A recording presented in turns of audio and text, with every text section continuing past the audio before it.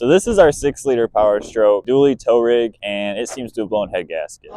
This truck has done everything for us. This tows all of our vehicles. It's picked up projects. It's taken us to drift events in other states. It's been reliable, gotten us home even when it's having issues. This is a crew cab long bed dually Lariat trim package. It's got the max tow. It's a very nice truck, very nicely spec'd. It's got 245,000 miles on it. It deserves some TLC. In this video, we're going to go over 4 common questions in regards to 6-liter Powerstroke's coolant consumption and blown head gaskets from the point of view of somebody who has owned and worked on many 6-liters.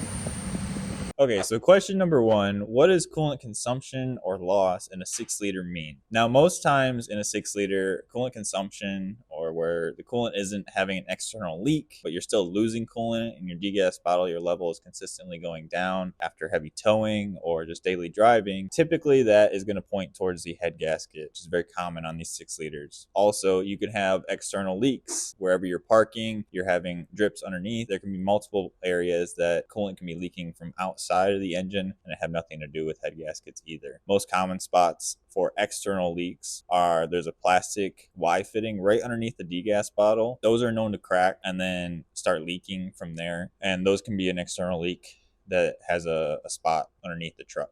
Also, right above that Y fitting is the degas bottle itself, and I've had it on even one of my 6-liters crack on a road trip, and I was losing coolant, but there was a spot underneath the truck as well, and I could see when the truck had pressure after the truck had warmed up to temp and had about 16 psi in the coolant system, which is normal, and I could see it spraying out of the degas bottle. So that was a cracked degas bottle, which is common on these as well. So if your 6-liter isn't having external leaks but you're still losing coolant, then you're going to have to go into diagnosing and seeing if you have a blown head gasket, which is causing overpressuring of the coolant system, which is pushing coolant into your cylinder, and the engine is burning it off. Okay, so question 2, what are the symptoms of a blown head gasket on a 6-liter, or what could those look like? So this is our degas bottle, and this could show evidence of being overpressurized in the coolant system. So when your head gasket fails, you will get cylinder pressures pushed into the coolant system because your coolant system has less pressure than what's in your cylinder. You have much more than 16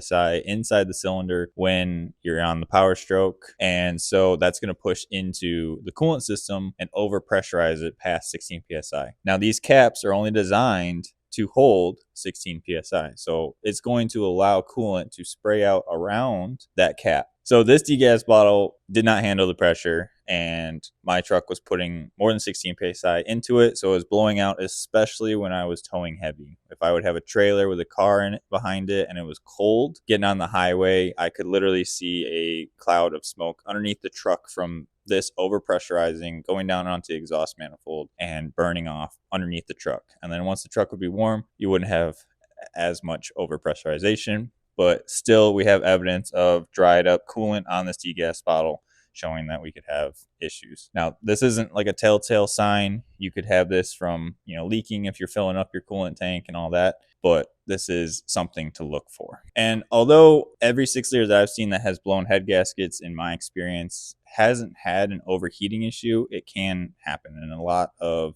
other vehicles disregarding 6-liters. Typically when you blow a head gasket, you start overheating because your cylinder gases and pressure are going into your coolant system, and it's not designed to handle those directly into your coolant system. So a lot of times you overheat. 6-liters do pretty good. Everyone that I've had or friends have had or that I've worked on has not had an overheating issue. This truck is another example of that. I had no temp issues, but it had a coolant addiction. I mean, every time I would drive this truck, I was putting a gallon of coolant in it if it was farther than an hour of driving, or if it was on the highway and I was asking a lot of it. This is a 410 gear ratio truck, so on the highway I'm cruising around 2,500 RPM. I'd get home and easily a gallon is gone. So you can properly diagnose this with putting a gauge on this and driving the vehicle. And if you see pressure going into the system, that is going to be signs of a blown head gasket, and it's very common on these 6 liters. Coolant consumption, coolant's got to be going somewhere. If it's not an external leak, then it's more than likely eating it. All right, and question number 3 is, why is it so common for 6 liters to blow head gaskets? Well, the root cause is a design flaw. These only have 4 bolts that hold the head down to the cylinder block where the head gasket is. Most engines have 6 or more per cylinder. So the 6 liters already at a disadvantage. And then we add on other failure prone areas like an oil cooler that can clog with the casting material all the way back in the manufacturing process that wasn't properly cleaned out, can clog the little orifices in the oil cooler, and then the oil and the coolant overheat because the cooler is not doing its job to cool down the oil, and then the coolant gets extra hot, and then right after the oil cooler it goes into the EGR cooler, the exhaust gas returns. So you have these hot exhaust gases now cooking the coolant as well, and the EGR cooler was not designed for all that. So with the extra heat, extra pressure, it cracks, and then you have coolant going into your intake manifold and then into the cylinder, which then pushes the head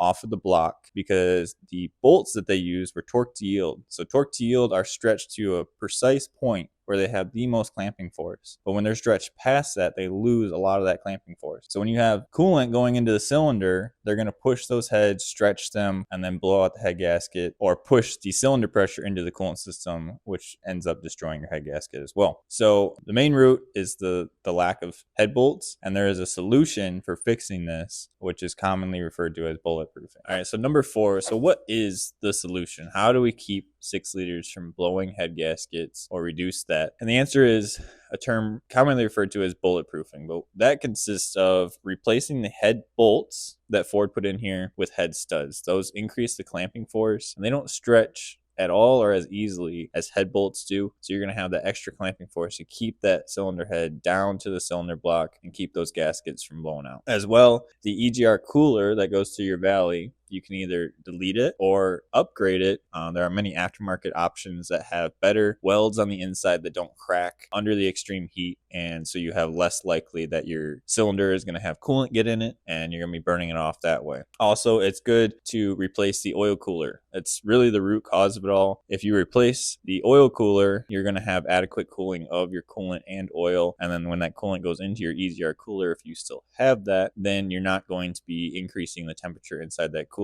It can do its job as well, and everything works as it's supposed to. Now, back in the day, early when these 6 liters were having these issues, Ford was just warrantying them, replacing the EGR cooler, and then they would actually put OEM gaskets and then the head bolts back in. Now, that doesn't really fix the problem, and then those 6 liters would have issues again after that. And this is what gave 6 liters the bad name in the beginning and why a lot of people would trade in their trucks and get something completely different. Nowadays, Ford realized that there is an issue with the head bolts, and when you get a remanufactured engine, if you were to buy a remanufactured 6 liter from Ford, they would actually send it to you with ARP head studs in it already. So they realized that the head bolts are not adequate and that these trucks do have issues, and that we need the extra clamping force as well. And what I plan on doing is a common option of O-ringing the heads. So when your heads are at the machine shop, you can have a groove cut into them and then have a stainless steel wire put into it, and that's going to O-ring. That's going to protrude from that surface and add extra clamping force onto that head gasket that greatly reduces the risk of blowing head gaskets in the future. And my EGR cooler fell out a long time ago, so I don't have that issue. And then I'm going to be doing an upgraded oil cooler that has bigger orifices, so if there is any more casting material in this block, which I've already replaced this oil cooler once before and flushed it numerous times, but if there is any in there, then hopefully it's not going to clog it and cause this issue later on down the road, or at least keep my oil and coolant temps within spec.